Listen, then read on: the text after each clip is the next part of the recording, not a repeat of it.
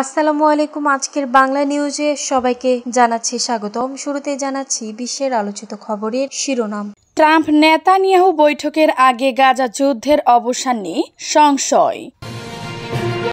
ইরানি ক্ষেপণাস্ত্রে কাঁপল, বিধ্বস্ত হল ইসরায়েলের 5 সেনাঘাঁটি।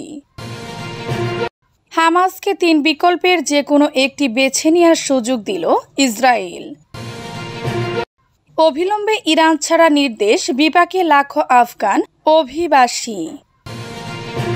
ফিলিস্তিনিপন্থী সংগঠনের প্রতি সমর্থন, লন্ডনে গ্রেফতার 20। নতুন দলের নিবন্ধনের জন্য নির্বাচন কমিশনে আবেদন করলেন ইলন মাস্ক। এতক্ষণ শুনছিলেন বিশ্ব আলোচিত খবরের সংবাদ শিরোনাম। এবার বিস্তারিত। আমাদের খবরটি যদি ভালো লেগে থাকে অবশ্যই লাইক, কমেন্ট, শেয়ার করতে ভুলবেন না। ট্রাম্প নেতানিয়াহু বৈঠকের আগে গাজা যুদ্ধের অবসান নিয়ে সংশয়। সোমবার মার্কিন প্রেসিডেন্ট ডোনাল্ড ট্রাম্পের সাথে তৃতীয়বারের মতো বৈঠকে বসছেন ইসরায়েলের প্রধানমন্ত্রী বেনিয়ামিন নেতানিয়াহু। বিশ্লেষকরা মনে করেছেন এই সফরে ইরানের বিরুদ্ধে সামরিক অভিযানে যুক্তরাষ্ট্র ও ইসরায়েলের সাফল্য এবং গাজায় চলমান যুদ্ধবিরতির প্রস্তাব নিয়ে গুরুত্বপূর্ণ আলোচনা হতে পারে। ট্রাম্প ইতিমধ্যে দাবি করেছেন 12 দিনের যুদ্ধের সময় আমেরিকা ও ইসরায়েল ইরানের পারমাণবিক কর্মসূচিকে চিহ্নিত করেছেন এবং ইরান পুনরায় কার্যক্রম শুরু করলে ফের হামলা চালানো হবে। একই সাথে তিনি জানিয়েছেন যে ইসরায়েল গাজায় 60 দিনের যুদ্ধবিরতির একটি প্রস্তাবে সম্মত হয়েছে, যা দীর্ঘ 21 মাসের যুদ্ধের সমাপ্তির পথ উন্মুক্ত করতে পারে। হামাসও 4 জুলাই কাতারি ও মিশরীয় মধ্যস্থতাকারীদের কাছে প্রস্তাবটির ব্যাপারে ইতিবাচক প্রতিক্রিয়া জানিয়েছে। ট্রাম্প বলেছেন আগামী সপ্তাহে একটি চুক্তি হতে পারে। এ বিষয়ে নেতানিয়াহুর সাথে অত্যন্ত দৃঢ় থাকার প্রতিশ্রুতিও দিয়েছেন। তবে যুদ্ধবিরতির কতটা বাস্তবসম্মত তা নিয়ে সংশয় থেকেই যাচ্ছে। ইসরায়েল বলেছে হামাস কিছু শর্ত পরিবর্তনের অনুরোধ করেছে, যা তাদের কাছে অগ্রহণযোগ্য। ইরানি ক্ষেপণাস্ত্রে কাঁপল, বিধ্বস্ত হল ইসরায়েলের 5 সেনাঘাঁটি। লোহার বাসর ঘর রক্ষা করেনি লক্ষিন্দরকেও। একইভাবে লৌহ গম্বুজ বা আয়রন ডোম সহ ক্ষেপণাস্ত্র বিধ্বংসী একাধিক বাসর ঘর বানিয়ে রাখলেও রক্ষা পেল না ইসরায়েল।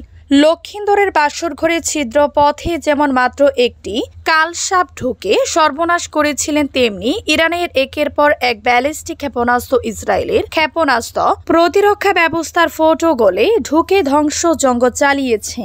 যুদ্ধ চলাকালে মুখ চেপে রেখেছিল তেল আবিব। দুনিয়াকে জানতে দেয়নি তার বড় ক্ষতির খবর। কিন্তু ইসরায়েলি সেনা সেন্সের ফাঁক দিয়ে এবার বেরিয়ে এসেছে সেই লুকানো বিবরণ। ইহুদিবাদী ইসরায়েলের দৈনিক টাইমস অফ ইসরায়েল জানিয়েছে, ব্রিটিশ দৈনিক দ্য টেলিগ্রাফ প্রথমবারের মতো প্রকাশ করেছে ওরেগন স্টেট ইউনিভার্সিটির স্যাটেলাইট তথ্যের ভিত্তিতে ইরানের ব্যালিস্টিক ক্ষেপণাস্ত্র 12 দিনের যুদ্ধের মধ্যে ইসরায়েলের 5টি সেনা ঘাঁটিতে আঘাত এনেছিল। হামাসকে 3 বিকল্পের যে কোনো একটি বেছে নেওয়ার সুযোগ দিল ইসরায়েল। ইসরায়েল ফিলিস্তিনদের 3টি বিকল্পের যে কোনো একটি বেছে নেওয়ার সুযোগ দিয়েছে বলে মনে করেন কাতার বিশ্ববিদ্যালয়ের আন্তর্জাতিক সম্পর্ক বিভাগের অধ্যাপক আদনান হায়াজনেহর। তিনি আল জাজিরাকে দিয়ে এক সাক্ষাৎকারে এমন মন্তব্য করেন। এই অধ্যাপক বলেন, আমি মনে করি ইসরায়েলের উদ্দেশ্য খুবই স্পষ্ট। তারা এমন এক ভূমিতে নামতে চায় যেখানে কোনো মানুষ থাকবে না। তাই ফিলিস্তিনদের সামনে 3টি বিকল্প রাখা হয়েছে: অনাহারে মারা যাও, নিহত হও অথবা ভূমি ছেড়ে চলে যাও। তিনি আরো বলেন, ফিলিস্তিন এবং হামাস একটি সামগ্রিক যুদ্ধবিরতি, মানুষ হত্যা বন্ধ এবং সংঘাতের অবসানে আগ্রহী, কিন্তু ইসরায়েল কেবলমাত্র তাদের বন্দীদের মুক্তি নিশ্চিত করার স্বল্প মেয়াদী লক্ষ্যে চুক্তি করতে আগ্রহী। অধ্যাপক আদনান বলেন, বন্দীদের মুক্তির পর যুদ্ধবিরতি অব্যাহত থাকার কোনো আশা নেই। ইসরায়েল ফিলিস্তিনদের হত্যার পুরনো গল্পেই ফিরে যাবে। এ সময় নেতানিয়াহু যুদ্ধবিরতিতে আগ্রহী নন বলেও মন্তব্য করেন তিনি। অবিলম্বে ইরান ছাড়া নির্দেশ, বিপাকে লাখো আফগান অভিবাসী। ইরানে বসবাসরত লাখো আফগান অভিবাসী ও শরণার্থীকে 6 জুলাইয়ের মধ্যে দেশ ছাড়তে বলেছে দেশটির সরকার। নির্ধারিত সময়ের মধ্যে যারা দেশ না ছাড়বে তাদের গ্রেফতার করা হবে বলে সতর্ক করেছে প্রশাসন। সম্প্রতি ইসরায়েলের সঙ্গে 12 দিনের সংঘাত এবং তাতে যুক্তরাষ্ট্রের অংশগ্রহণের পর ইরানি নিরাপত্তা উদ্বেগ বাড়ে। এরই প্রেক্ষাপটে অভিবাসীদের নিয়ে কড়াকড়ি শুরু করে দেশটি। সরকার জানিয়েছে যারা বৈধ কাগজপত্র ছাড়া রয়েছে তাদেরকে বাধ্যতামূলকভাবে ফেরত পাঠানো হবে। 2023 সাল থেকে ইরান অবৈধ অভিবাসীদের বিরুদ্ধে অভিযান শুরু করে চলতি বছরের মার্চে ঘোষণা দেয়া হয় যাদের বৈধতা নেই তারা স্বেচ্ছায় 6 জুলাইয়ের মধ্যে দেশ ছেড়ে যাক, নইলে ব্যবস্থা নেওয়া হবে। জাতিসংঘের অভিবাসন সংস্থা জানিয়েছে মার্চের পর থেকে 7 লাখের বেশি আফগান ইরান ত্যাগ করেছে। শুধু জুন মাসেই 2,30,000 মানুষ দেশ ছেড়েছে। তবে মানবাধিকার সংস্থাগুলো উদ্বেগ প্রকাশ করেছে যে এই বিশাল সংখ্যক লোককে একসঙ্গে ফেরত পাঠানো আফগানিস্তানের মতো দরিদ্র ও অস্থিতিশীল দেশে বড় সংকট তৈরি করতে পারে। ইরানে অনেক আফগান পরিবার বছরের পর বছর ধরে বসবাস করছে। কেউ কেউ বলেছেন তারা ইরানে জন্মেছেন এবং এটি তাদের একমাত্র চেনা ঘর। অনেকের পরিবার ভেঙে যাচ্ছে, সন্তানরা পড়াশোনা হারাচ্ছে। ইরান সরকারের মুখপাত্র বলেছেন, আমরা সবসময় ভালো আতিথেয়তা দেখাতে চেয়েছি, কিন্তু জাতীয় নিরাপত্তার প্রশ্নে আমাদের কঠোর হতে হয়। জাতিসংঘ শরণার্থী সংস্থার এক কর্মকর্তা জানিয়েছেন, সীমান্তে প্রতিদিন বাস চেক করে হাজার হাজার আফগান এসে নামছে। তারা হতবিহ্বল, ক্লান্ত, অনিশ্চয়তায় ডুবে আছে। বিশেষজ্ঞরা মনে করেছেন যুদ্ধ পরবর্তী পরিস্থিতিতে ইরানের এই অভিবাসন নীতি দেশটির নিরাপত্তার প্রশ্নে গৃহীত, কিন্তু এটি পুরো অঞ্চলে মানবিক সংকট বাড়িয়ে তুলতে পারে। সূত্র আল জাজিরা।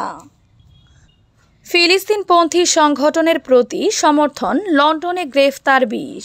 যুক্তরাজ্য সদ্য নিষিদ্ধ করা সংগঠন প্যালেস্টাইন অ্যাকশনের প্রতি সমর্থন জানালেন অভিযোগে লন্ডনে 20 জনের বেশি ব্যক্তিকে গ্রেফতার করেছে পুলিশ। শনিবার 5 জুলাই লন্ডনে পার্লামেন্ট স্কয়ার থেকে তাদের গ্রেফতার করা হয় বলে জানিয়েছে বার্তা সংস্থা রয়টার্সের প্রতিবেদনে বলা হয়, ইসরায়েলের প্রতি ব্রিটেনের সমর্থনের প্রতিবাদে সম্প্রতি এক বিমান ঘাঁটিতে ঢুকে 2টি বিমান ক্ষতিগ্রস্ত করেন প্যালেস্টাইন অ্যাকশনের সদস্যরা। এর প্রতিক্রিয়ায় গত মাসে সন্ত্রাস বিরোধী আইনের আওতায় তাদের নিষিদ্ধ ঘোষণা করে ব্রিটিশ সরকার। গত শুক্রবার গভীর রাতে ব্রিটিশ পার্লামেন্টে প্যালেস্টাইন অ্যাকশনকে নিষিদ্ধ ঘোষণার বিপক্ষে আনা জরুরি আপিলও আদালতে খারিজ হয়ে যায়। এরপর মধ্যরাত থেকে সংগঠনটির উপর এই নিষেধাজ্ঞা কার্যকর করা হয়। নতুন দলে নিবন্ধনের জন্য নির্বাচন কমিশনে আবেদন করলেন ইলন মাস্ক। যুক্তরাষ্ট্র নতুন রাজনৈতিক দল গঠনের ঘোষণা দেওয়ার পর এবার দলের নিবন্ধনের জন্য মার্কিন ফেডারেল নির্বাচন কমিশনে FEC একটি আবেদন দাখিল করেছেন ধনকুবের ইলন মাস্ক। আবেদন সংশ্লিষ্ট নথিটি 6 জুলাই FECর ওয়েবসাইটে দেওয়া হয়েছে। গতকাল শনিবার সামাজিক যোগাযোগ মাধ্যম এক্সে দেয়া এক পোস্টে তিনি জানান, তার নতুন দলের নাম হবে আমেরিকা পার্টি। মাস্ক বলেন, আজ আমেরিকা পার্টির জন্ম হলো আপনার স্বাধীনতা ফিরিয়ে দেওয়ার অঙ্গীকার নিয়ে। ইলন মাস্কের এই ঘোষণার পরপরই মার্কিন রাজনৈতিক অঙ্গনে আলোড়ন উঠলেও ডোনাল্ড ট্রাম্প প্রশাসন কিংবা হোয়াইট হাউসের পক্ষ থেকে তাৎক্ষণিক কোনো প্রতিক্রিয়া জানানো হয়নি।